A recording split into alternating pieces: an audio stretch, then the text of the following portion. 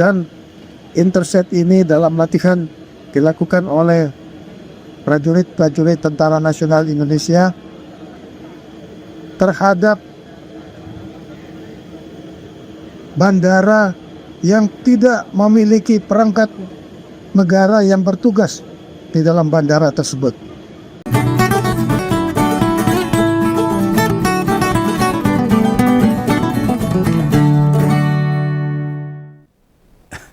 Pembegawan mau bahas topik yang sangat menggegerkan politik Indonesia ini. Ini kabar yang sangat membuat hati kita miris, prihatin. Nah, kemarin itu Menteri Pertahanan kita, Syafri Samsudin, itu menengok latihan TNI di Morowali, itu di Sulawesi Tengah. Dan di sela-sela aktivitas dia menemukan sebuah bandara benar-benar tanpa otoritas negara. Loh, ini bagaimana bisa ini? Di tempat di mana orang bisa berpindah keluar masuk antar negara, kok enggak ada otoritas resmi di situ?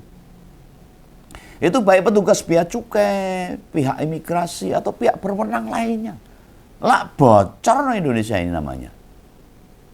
Ini Begawan kok jadi prihatin dan kayak ngimpi nih.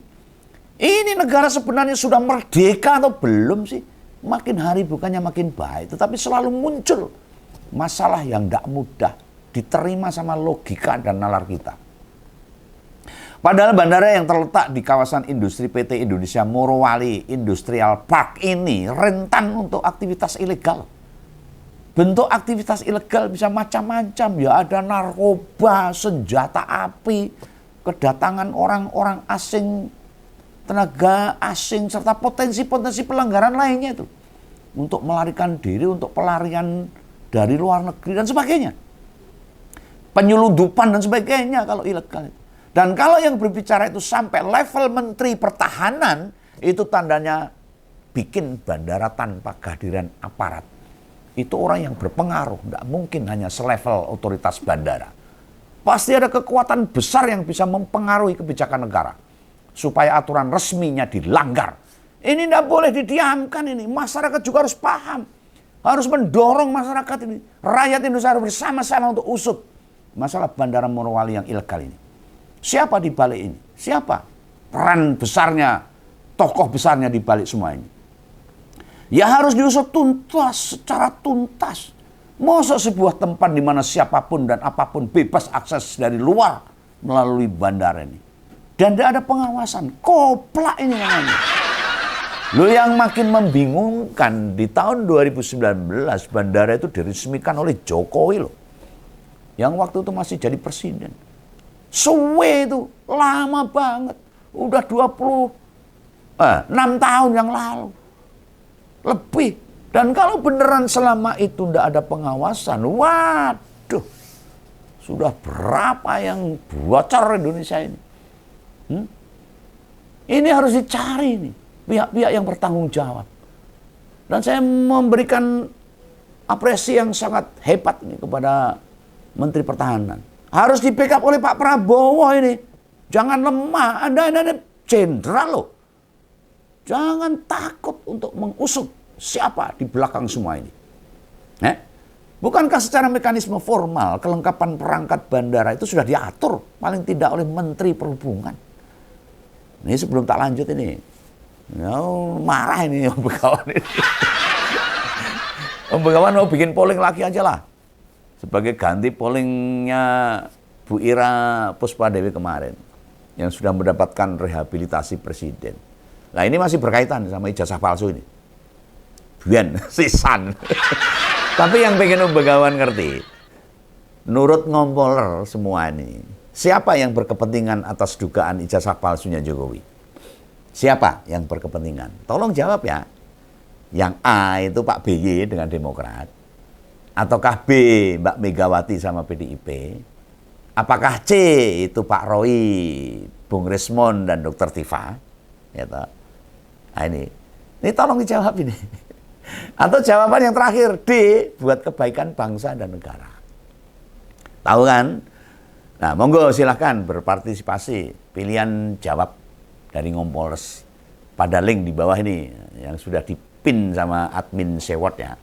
Bengawan pengen tahu nih, setelah belasan episode tak kupas, apa sih yang ada di kepala teman-teman semuanya untuk ikut memikirkan hal ini. Ya, sudah ya? Paham kan? Oke, kita lanjut ini. Marahnya Om Bengawan. Kita lanjut tentang Bandara Morowali yang ilegal ini. Bandara kan diresmikan sudah tahun 2019. Kalau sampai sekarang kira-kira sudah berapa orang asing atau barang terlarang masuk melalui Morowali secara ilegal? Bukankah tanpa perangkat memadai, idealnya bandara tidak diperbolehkan beroperasi? Pemda, Pemprov setempat, apa ya diem aja itu dengan kenyataan ini? Bukankah mereka ikut dirugikan dengan barang-barang ilegal yang masuk ke wilayah mereka? Loh, jadi pertanyaan besarnya, mengapa bupati sama gubernurnya juga diam? Jangan-jangan, nah ini saya nggak nuduh loh. Lah karena diam kok. Apalagi kita tahu di kawasan Morowali itu kawasan tambang nikel, di mana teknologi dan operatornya didatangkan dari Cina. Kenapa mesti didatangkan dari luar? Sebab industri hilirisasi nikel termasuk pengembangan teknologi baru. Di Indonesia belum pernah ada pengolahan nikel. Nah, selama ini produksi mentah tambang nikel diekspor mentahan. Baru di tahun 2019 muncul adanya larangan ekspor nikel mentah.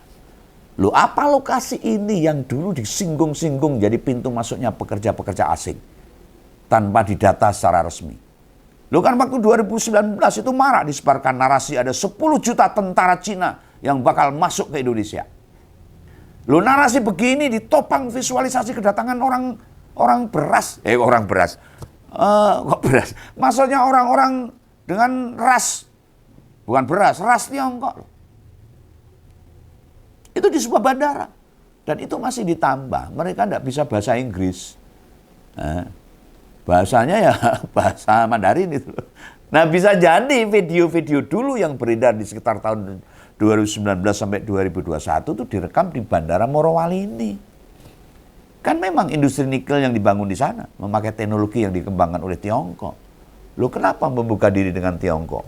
Daripada Jepang dengan Eropa. Sebab Tiongkok mau mentransformasi ilmu pada pekerja-pekerja Indonesia. Alasannya itu, sementara kalau memakai teknologi negara lain, mereka tidak mau melatih pekerja kita. Belajar mesin pengolah nikel ini. Loh, mau bagaimanapun dengan hadirnya tambang-tambang nikel di Morowali, kawasan itu pertumbuhan ekonominya sangat pesat. Loh, sekarang dengan keberadaan banyak smelter nikel, justru marak penebangan hutan. Piye coba? Rusaknya alam secara masif. Yang rugi siapa? Negara kita. Yang rugi siapa? Bangsa kita. Yang rugi siapa? Rakyat kita. Maka Pak Menhan dengan Pak Prabowo sebagai presiden, usut itu, tangkap itu. Nggak usah takut. Loh, tapi ya begitulah, setiap kemajuan zaman selalu ada yang dikorbankan. Tetapi pengorbanannya bukan seperti itu caranya. Dan bandara tanpa otoritas negara mencerminkan kita ini mudah dibeli dengan materi. Yang dipikirkan para pejabat itu hanya pundi-pundi saja. Mulutnya hanya pengen makan enak. Perutnya hanya berisi uang. Otaknya hanya kekayaan, jabatan, uang, dan sebagainya. Hancur negara ini. Rakyat sangat menderita kalau caranya seperti ini. Maka harus diusut, Pak. Ini usulan dari Om Bengawan dan mewakili banyak masyarakat. Lah, ditemukannya bandara tanpa otoritas berwenang itu sampai bikin Menhan itu emosi loh, Pak Safri Samsudin itu. Dan keras berkata tidak boleh ada negara di dalam negara. Itu keras disampaikan oleh Pak Menhan. Dan ini tidak main-main itu. Harusnya Menhan tidak ngomong itu tok loh. Berani tidak buat menelusuri? Berani tidak menangkap, mengusut? Siapa sih yang melindungi aktivitas bandara tanpa pengawasan ini? Loh, jangan-jangan ini mau naikin setoran saja. Dari berbagai pengusaha tambang. Loh, kita nggak nuduh loh. Yang ada di sana itu, setelah dapat sesuatu terus diem. Jangan. Ini taruhan negara. Marwah harga diri negara tidak boleh diinjak-injak kayak gini. Rasa nasionalisme Pak Safri Samsudin dengan Pak Prabowo harus ditingkatkan. Keberaniannya harus terus dipertahankan. Tapi ya sudah, coba kita amati. Apakah Pak Safri konsisten memperjuangkan penempatan petugas resmi yang sudah ditempatkan di sana, di bandara itu? Atau setelah ini ya sudah, tidak ada kelanjutannya. Dipeti MS, dipeti eskan lagi. Lo kan pejabat kita sering banget tuh bertindak begitu. Lo mau bagaimanapun, yang pertama kali harus segera mengklarifikasi persoalan ini adalah Kementerian Perhubungan harusnya. Munculnya kabar ini kan gawe aku mikir, kenapa berbagai kebijakan pemerintah sebelumnya kok satu persatu bermunculan yang tata kelolanya itu amburadul. Dan begitu para termul, tidak mau disalahkan. Dia pasti akan membantah, membela habis-habisan dengan ngecebret tanpa dasar dan data. Lah apa 5 tahun kemarin itu sebenarnya kita dikelabui, dihapusi, dibohongi dengan berbagai isu-isu politik. Sementara di lapangan ada banyak yang dijalankan tidak memenuhi ketentuan regulasi. Banyak yang ilegal. Hah? Ya mungkin saja. Wong aturan batasan usia capres-cawapres wae ditabrak, diurak-arik wae iso. Bisa dikondisikan apalagi cuma aturan-aturan yang gitu yang masyarakat tidak paham. Apalagi yang nyangkut perkara-perkara teknis. Ya, beneran tidak dijalankan. Dan para pelakunya aman dari sanksi pelanggaran. Mereka pasti kuadal malahan. Loh ini saya tak prediksi loh. Bisa ini. Anda dikonfirmasi ke Jokowi, udah pasti ngelak dia. Kok tanya saya kan nggak tahu. Nah, dinilai sebagai pihak yang dimintai pertanggungjawaban, pasti harusnya Jokowi. Kalau secara teknis iya, tidak mungkin seorang kepala negara ngurus hingga operasional bandara. Dia akan nyaut berlakak kemayu. Lah ini masa presiden ngurus aparat perwenang di bandara? Alah, cepret ini. Lah emang ini presiden apaan kalau seperti itu? Nggak pernah bertanggung jawab dengan apa yang sudah dilakukan. Pioro nek ngomong gitu.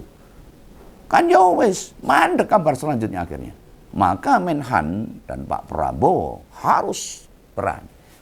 Pasti Kementerian Perhubungan punya standar-standar toh yang harus dilengkapi sebelum bandara udara itu resmi diizinkan operasi.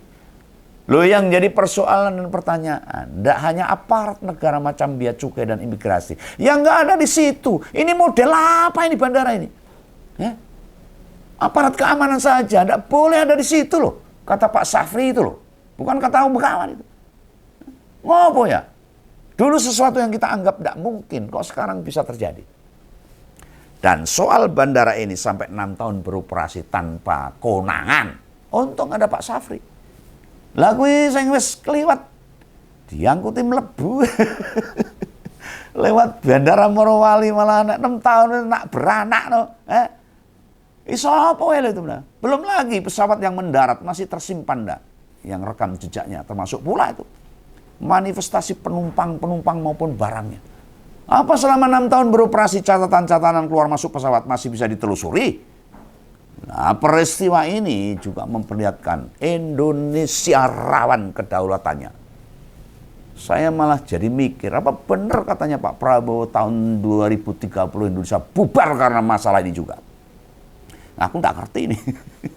Siapa yang kemudian memiliki otoritas tertinggi buat menelisik siapa saja yang terlibat di dalamnya? Maksudnya di dalam melancarkan praktek-praktek tidak benar begini. Siapa yang bertanggung jawab? Siapa yang sangat berani seperti ini? Pasti ada orangnya, pasti ada tokohnya. Termasuk pula harus ditelusuri, adakah keterlibatan perusahaan-perusahaan nikel berkontribusi mengamankan dalam tanda kutip bandara dari perhatian pemerintah. Lah soalnya gini, orang-orang yang mau masuk ke negara manapun kan harus tercatat resmi. Orang itu siapa? Kepentingannya masuk mau apa? Berkunjung ke sebuah negara mau ngapain? Waktunya berapa lama? Nginep atau enggak? Wisatawan atau mau kerja? Dan lain sebagainya itu. Itu harus pakem kalau negara itu. Ada aturan di negara manapun. Lah kalau yang datang ini memang sengaja diselundupkan buat kepentingan-kepentingan yang merugikan Indonesia. Kan berbahaya banget, bos. Lah orang itu bisa melakukan aktivitas mengancam keamanan negara loh. Rawan buat pertahanan negara seperti ini. Maka Pak Safri Samsudin sebagai Menteri Pertahanan dan Pak Prabowo sebagai Presiden harus fokus ini. Jangan sampai negara Indonesia jebol dengan masalah ini. Tangkap Pak. Masyarakat akan menjamin, akan mendorong, akan menyetujui, bahkan sarujuk untuk segera menyelesaikan usut tuntas ini. Loh, tanpa pengawasan memadai, selundupan barang terlarang, mulai narkoba, miras, senjata, hingga TKA, tindak pidana perdagangan orang, sangat mungkin terjadi. Nah, contoh saat tambang nikel butuh pekerja, siapa tahu perusahaan lebih suka mendatangkan tenaga kerja Vietnam misalnya, atau dari Myanmar, yang bayarannya lebih murah. Kan bisa aja terjadi. Kalau tidak diawasi loh. Begitu mereka mendarat, kan bebas saja masuk ke negara kita. Tanpa visa, tanpa harus mengisi daftar apapun. Kalau tanpa pengawasan sudah berlangsung 6 tahun, hingga sekarang udah gak kehitung. Apa saja yang dimasukkan ke negara kita. Jumlahnya juga berapa banyak. Mestinya ungkapan Menhan Pak Syafri Samsudin ini segera ditindaklanjuti oleh semua aparat, oleh semua instansi yang berwenang. Baik TNI, kepolisian, kejaksaan agung, pemerintah semuanya. Misalnya itu menutup bandara sementara. Sampai diputuskan gimana jalan keluarnya terbaik. Dan tangkap semua yang bertanggung jawab pada permasalahan ini. Nah, untuk penerbangan ke Morowali sementara dialihkan aja ke bandara terdekat dulu. Kita tunggu apa kebijakan pemerintah, utamanya Pak Prabowo dan Menteri Pertahanan dan juga Menteri Perhubungan. Di Sulawesi Tengah, tambang nikel terbesar itu ada di PT IMIP Indonesia Morowali Industrial Parks. Kawasan terpadu yang lumayan besar, kalau dari informasi yang Ubegawan dapat loh. Di situ ada hampir 100.000 pekerja. Wah, kayak tenan. Dan pasti mayoritas pekerja WNI. Ini kan tidak menutup kemungkinan ada pekerja-pekerja asing yang tidak melalui prosedur yang benar. Lo kan otomatis kita kehilangan potensi pajak yang dibayarkan oleh tenaga asing. Itu salah satu dampak. Belum lagi biaya perizinan tenaga asing yang masuk. Kan yang mesti tercatat resmi dong. Tidak boleh ilegal. Iya kalau mereka beneran pekerja di sektor tambang. Nah kalau malah pekerja buat negara mereka sendiri. Malah melakukan penelitian, memasang radar, melakukan spionase. Bisa loh. Bukankah ini jadi ancaman kedaulatan Indonesia yang paling nyata? Kalau tidak ada pengawasan negara, berarti terjadi pelanggaran-pelanggaran prinsip dasar pengelolaan wilayah. Nah, ini harus hati-hati. Apalagi wilayah udara dan perbatasan negara. Itu sangat-sangat berbahaya. Secara geografis, walaupun ada di Sulawesi Tengah, akses perlintasan ke negara lain itu tidak begitu jauh loh. Kalau dilihat peta Sulawesi, kan akses buat ke kawasan negara tetangga itu kan terbuka. Nah, Pak Prabowo sebagai presiden mesti menelusuri. Apakah perangkat negara sejak awal sudah ada namun ditarik, atau emang dari sejak diresmikan tidak ada penempatan petugas di sana? Pagi tadi, presiden sudah rapat khusus dengan TNI. Dengan Menhan pastinya. Semoga membahas tentang hal ini. TNI sebagai pengaman negara harus siap turun untuk menjaga kedaulatan bangsa kita. Dengan kawasan mencapai 4.000 hektar. Berpotensi memunculkan tambang-tambang ilegal yang tidak melewati prosedur resmi. Terbuka kemungkinan. Ada kong kaling kong, ada negosiasi di meja hijau, di bawah meja. Antara pihak yang berkepentingan dengan pemerintah daerah, bupati, gubernur, kepala dinas, dan sebagainya. Dengan kemarin Menhan menggelar latihan TNI di kawasan itu, sebuah langkah yang tepat. Namun mesti diperdalam lagi upaya pemerintah buat kawasan itu. Tidak sekedar menertibkan tambang ilegal, tetapi juga memeriksa kelengkapan dokumen para pekerja asing yang bekerja di sana. Termasuk menjaga kelestarian hutan, jangan sampai dibabat habis. Tidak boleh wilayah yang dipertahankan sebagai hutan ikut dibabat habis hanya demi kepentingan mereka. Buat tambang loh. Sebab tidak ada otoritas negara di bandara selama 6 tahun itu, sulit dibayangkan. Sudah berapa puluh ribu orang asing masuk ke Morowali. Ini bukan tuduhan loh. Ini analisis kawan. Yang jadi pertanyaannya, apakah bandara tanpa negara atau istilah Pak Syafri sebagai negara dalam negara hanya ada di Morowali saja? Apakah sudah dicek itu di Prifood, di Blok Rokan, Blok Mahakam, dan PT KPC Kutai Timur, di berbagai area kawasan tambang? Semua sudah ada perangkat negara. Rata-rata pusat tambang kita termasuk yang di lepas pantai. keberadaannya bandara biasanya jadi salah satu pelengkap untuk transportasi keluar masuknya. Sebab ketika terjadi emergensi, situasi darurat, apalagi di tambang minyak, butuh armada yang mampu bergerak cepat untuk menjauhi dari lokasi upaya penyelamatan para pekerja. Itu salah satu alasan kenapa harus ada bandara. Selain itu, para petinggi perusahaan jarang yang bersedia menempuh jalur darat untuk mengontrol aktivitas perusahaannya. Mereka lebih menyenangi melintasan secara singkat, menghilangkan waktu dan tenaga melalui udara. Ya, walaupun di berbagai lokasi tambang, termasuk yang dilepas pantai, biasanya ada helipad untuk mendarat helikopter. Ingat loh, helipad bukan homipad. Nek homipad itu produser sandal itu. Sedang helipad itu tempat pendaratan helikopter. Lah pemerintah dalam hal ini, Kementerian Perhubungan harus mengecek semua kawasan pertambangan buat memastikan tidak terjadi potensi pelanggaran. Morowali sebagai pintu masuk untuk mengecek semua tambang-tambang di seluruh Indonesia. Ketidakadaan petugas di Bandara Morowali juga mesti ditelisik dengan jeli. Apakah ada perintah presiden atau ada otoritas yang berwenang atau memang menghilangkan penempatan petugas negara? Semoga kejadian ini benar-benar ditindaklanjuti oleh Menhan dan Pak Prabowo sebagai presiden. Jangan menguap begitu saja. Kayak kasus Firly Bahuri, Ridwan Kamil, korupsi haji, kasus Nadiem Makarim, dan banyak kasus lain. Termasuk selfister yang hilang nggak ketangkep-tangkep. Oke lah. Kami mendorong rakyat pada Pak Prabowo untuk mengerahkan TNI sebagai aparat pengaman negara menjaga kedaulatan bangsa, negara kesatuan Republik Indonesia. Salam Begawan untuk Pak Syafri Samsudin dan Pak Prabowo. Dadah.